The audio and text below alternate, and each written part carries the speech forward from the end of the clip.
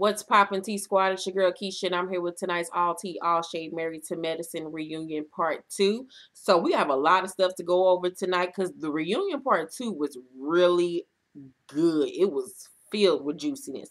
So we start off exactly where we left off on last week's episode with Heavenly crying to Simone, saying she didn't know she was going through so much. And if she would have known, she wouldn't have been joking and playing about her marriage so much throughout the season. She's breaking down, crying like she's the one getting a divorce. Simone says, marriage is about a team and I'm a team player. But if I don't have that in return, then it's time for us to go our separate ways. We are still on good terms. Heavenly says, do you feel like the show broke y'all up? Simone says, let me make this crystal clear. Cecil has been unavailable to me emotionally for 10 years. This show has been a gift for me and our boys and for him, but I'm not gonna tie up nobody else's time. And that got to be some shit to be with a nigga that has been emotionally unavailable to your ass for 10 years of your marriage. That has to be very hard on a woman to feel like she's basically alone in her marriage and doesn't feel emotionally safe with someone. And I know how that feels because I was in a relationship like that for 5.5 years and she was married to this motherfucker for 21. So my heart goes out to Simone because that shit is a lot to deal with. Toya says, but he doesn't want a divorce, and Simone loses it at this point. She says, no, no one can say you don't, no, he cannot say he don't want a divorce, but if you are not willing to do what it takes to save our marriage, then you want it. And then she turn around and get in Toya's face, and Toya like backed up, and it kind of looked like Simone breast stink a little bit. And Simone says, do not tell me what he says, because what he says is irrelevant. I'm not going to stay married because of how good it looks to you or anybody else. And I was like, girl, you better speak a word, because a lot of people stay in these fucked up ass relationships because it looks good on the outside, because of how people perceive them, because of the money or the fame or their children, or because of time. All irrelevant dumb shit when you sitting over there in an unhappy ass relationship, miserable as fuck. So I appreciated Simone and that tea. Andy asks, how did she get to this point with saying that she wants a divorce? And if we have any audio issues, excuse me, and this ponytail, I'm getting my hair braided next Thursday, but I digress. Anywho, Simone says we had a blow up. The next morning, he woke up and didn't want to talk to the counselor and said I was being petty. I told him if he walked out that door, I was done. He left, and I was like, what the fuck did you think I was going to do? Nigga, you called my bluff. So I had to show your ass that I was in fucking formation, nigga. So Toya says, did you ask him where he was going? And Simone says, I knew where he was going. I asked him not to go, and he chose to go anyway. He has a best friend that is a woman that I feel is a manipulator. They are just friends. It's not sexual. But shit, sometimes it's even more fucked up when there isn't any sexual anything, because they could have an emotional affair. That could very well be his friend, but he emotionally is relaying to her all of these feelings and emotions that he's not giving to his wife. So it's starting to feel like that this bitch mean more to you than I do. And especially when I tell you don't leave this motherfucker, then you go see that very same bitch that you know I don't like, and that is a problem for us. Oh, nigga, you lost your motherfucking mind, nigga. So, yeah, I'm with Simone. At this point, like, what the fuck more can I do? So, Toya says, do you really want a divorce? And Simone says, yes, I don't feel love. Like, how many more times I got to tell you, Tweety Bird? So Heavenly says, Toya, she needs support right now. And I'm like, yeah, Toya. Like, Toya, I like her at some points, then some points I don't. Because Toya does team too much. She thinks that she knows everything and has the answers to everything when you don't. You can barely keep your goddamn marriage afloat over there. So Simone says, I'm married for love, and that is the only way I'm going to stay married. And I was like, girl, So Quad says, listening to Simone is like really putting a mirror in my face. And when you give everything to a person and that person is still asking for more as if you have given them nothing, it hurts. And girl, she better preach them up a choir, bitch. So Jackie says, I love Cecil, but if Simone is happy, I'm going to support her. Andy goes back to check on Mariah during the break while everybody's, breaking to eat or whatever. He goes to check on Mariah because Mariah was not on stage throughout this whole point because she was still mad that Heavenly drew on her little poster. So Andy asks her what's going on, and Mariah says, she vandalized my property, and no one says anything because it's me. Andy asks Aiden to go down for the men's segment as they all watch on the monitors, meaning the women. And I agree. I feel like the other cast members do let Heavenly get away with murder because it is Mariah. If she did that to one of the other girls, they would have had a fit. So, we come to find out that Eugene has lost 40 pounds and he looks really good. Mama Lucy has moved in with Mariah and Aiden. Curtis says that he and Jackie are working on their marriage. Cecil says, that him and Simone had a tough year, that both parties have to put in the work in on their marriage, and that they both feel like the other one isn't doing their part. The guys all said they all looked up to their marriage and looked at Simone and Cecil as role models. And then Damon jump in and say, we speaking out of pocket. Cecil still has his ring on, so, it's really not a done deal. And I was like, shut up, Puma. Like, he's just like a big ass teddy bear. I can love Damon, but he gets on my nerves because he talk like he's slow. So Andy asked Cecil about his golfing buddy and asked did she put a wedge in between him and Simone. And he said she did. And it baffles me because I didn't think it was going to that point. And I was like, how did you not know it was going to that point when your wife has told you that this is a problem? If your wife come to you and say that she don't like a female friend of yours, my nigga, that is causing a problem in your marriage, you better let that bitch go, my nigga. You better let that bitch go. I don't give a fuck if she been around before me, after me, during me. Let that bitch go. You forsake all of us others for my ass, including your motherfucking mama and daddy, nigga. So I don't understand how this nigga was just so dumbfounded that this girl that's his friend would have caused such an issue in his marriage. Let Simone had been hanging around some nigga that he ain't like. Get the fuck out of here. Man, please. So Andy asks Curtis, was he surprised by anything the guy said about his infidelity? And Curtis says Eugene carried on a bit. And then they do go back to this little montage. And Eugene says, I have a certain moral code for myself. And when I got married before God, I forsake all others. So when I saw a marriage that I thought was really strong break off, I was either going to be pissed off or make a joke out of it. And Eugene is just like the hamburger. Like, I just look at him like, whatever, Eugene. Eugene and Toy are the same. They're very critical and they always have something to say about everybody else. But then when somebody calls them out on their marriage and they bullshit, they get defensive. Curtis says you can have your opinion, but there is a fine line between your opinion and becoming judgmental. Also, come to me if you want to let me have it. And I can understand where Curtis come from, but in my opinion, shut the fuck up, Curtis, because we don't like you. Like, we just don't. I don't like you. I don't like your height. I don't like your big ass feet. I don't like that mole. I don't like your goatee. I don't like nothing about you. Fuck you.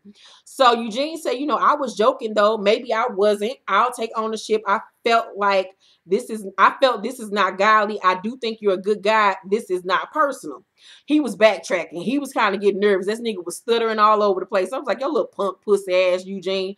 Curtis says, it was a personal attack. You can't get around that. When you see someone struggling, it's not the time to get in your digs. And everybody just sitting there, everybody was quiet. Did nobody come to Eugene defense? So he just said, this little fat ass down and just shut the fuck up.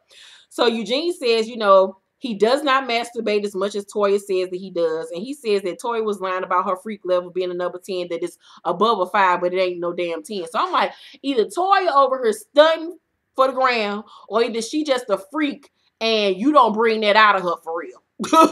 Yeah, y'all sex just boring.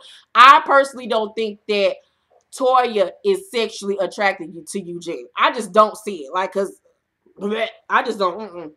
Andy asks Damon, it was a viewer question that said to Damon, when you said that cheating is different for a man than a woman, you make it sound like it's okay for men to step out on their marriage.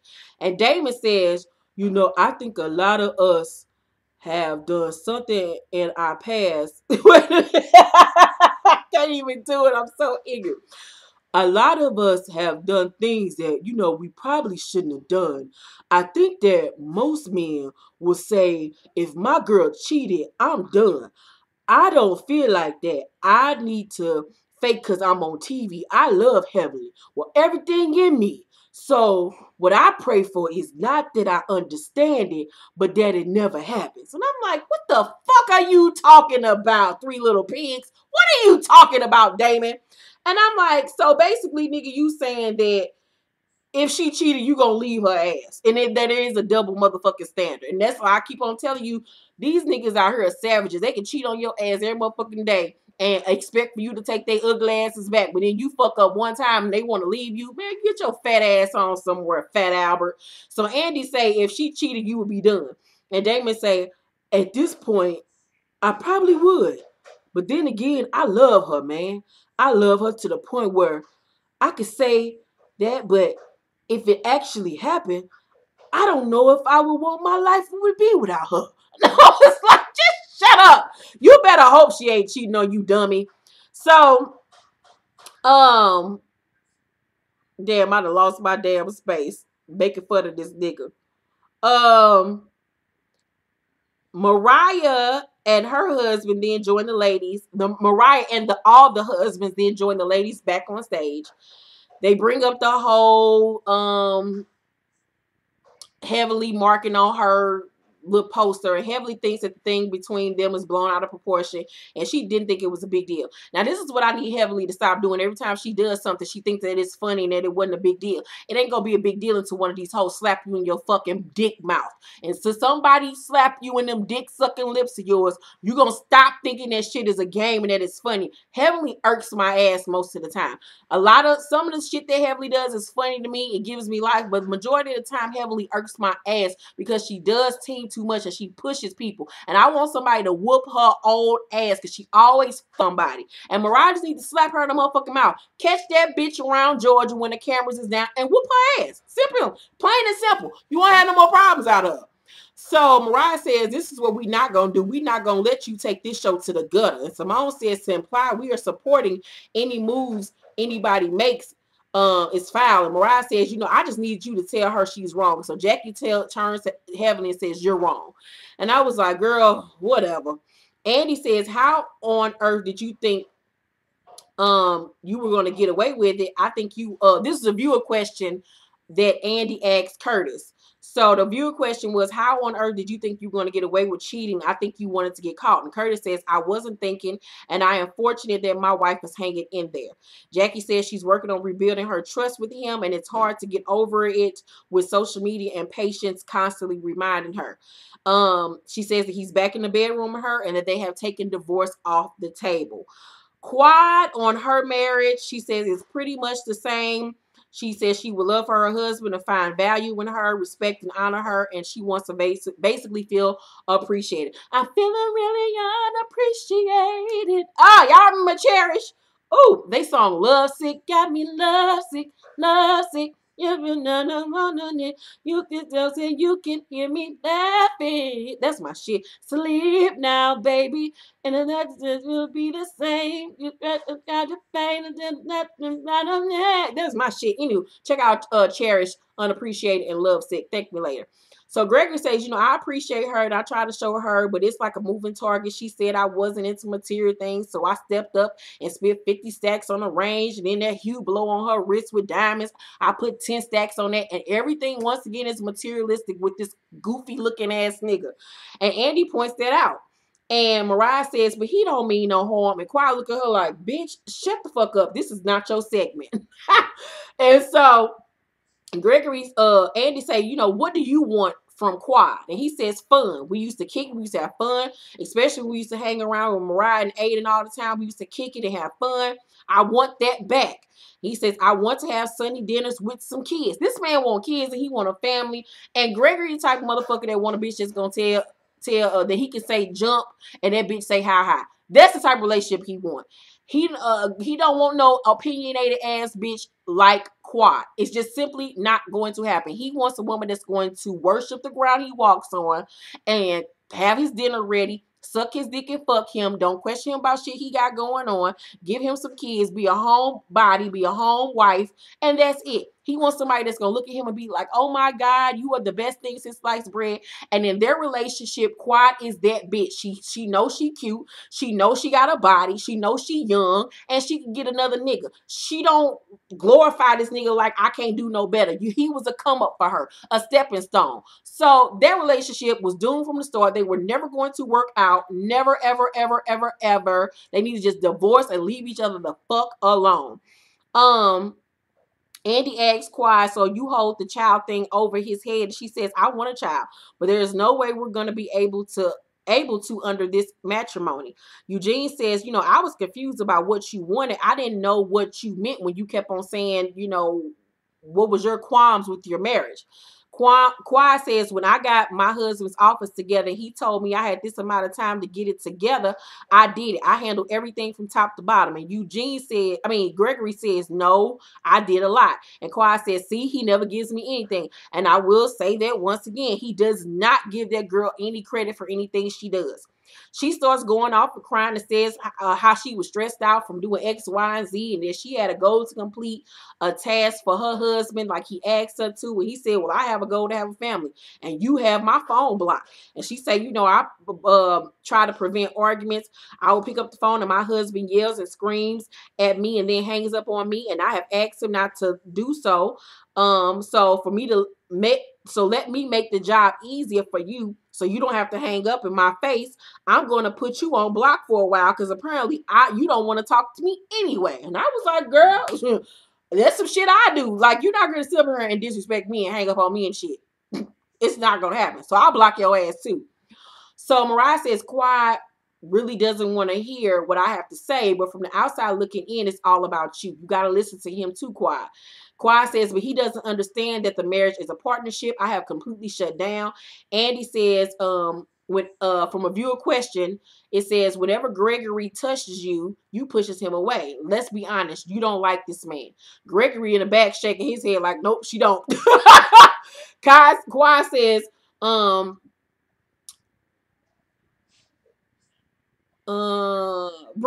Quad then brings up him making a mockery of her and saying that all she want to do is get her nails and feet done, avoiding the damn question. Mariah jumps in and says, Quad, people are saying you don't like your husband, girl. What's the gag? What's the tea, bitch? And Quad said, I love my husband. I don't like his behavior. And Andy brings up their body language and asks Contessa about it. And she says, you know, I just feel like they're so disconnected. Quad says there's a lot of things in our marriage that you all are not privy to. Gregory says, well, let's just get it on all out there. There was a time when I did something I shouldn't have done. Me and a friend of mine, we were hanging out one night and we met these two girls and we went back to a hotel room. And I was like, oh, bitch. Oh, girl. I was like, well, that's the gag, bitch. And Quad looking at all them like, you thought the problem was just me, bitch. And I was like, well, that explains a lot. This nigga over here got his dick down in somebody goddamn hotel room with some bitches. And I was like, They just need to go ahead and motherfucking divorce. Because, bitch, you don't want him. And shit, that nigga barely wants your ass. Just get a fucking divorce. So let me know what y'all think about a reunion part 2 of Married to Medicine down below in the comment section. I can't wait to hear you guys' opinions on the reunion. Like I said, don't talk about my damn hair. I got inches now. I got hang time up in this bitch. I can't wait to get my hair braided Thursday. But anywho, I love you guys so much. Thank you for watching this review. Make sure to thumbs up this video and subscribe to my channel if you have not. Also, my latest book, Such a Fucking Lady, is on sale right now at Amazon and BarnesandNobles.com. The Kindle, Nook, and paperback links are down below in the description box. It is the 5th book in my China Black series, so go and check it out right now. Also, be on the lookout tomorrow for my live episode of Spill the Tea at 5 p.m. Central Time. I'm doing a review on this neck and back massager that I was sent by this company called Napo live tomorrow on my on Spill the Tea. I have a lot of stories for you guys tomorrow, so get ready with your snack and your drink or whatever, and I will see you guys tomorrow. Love you. Bye.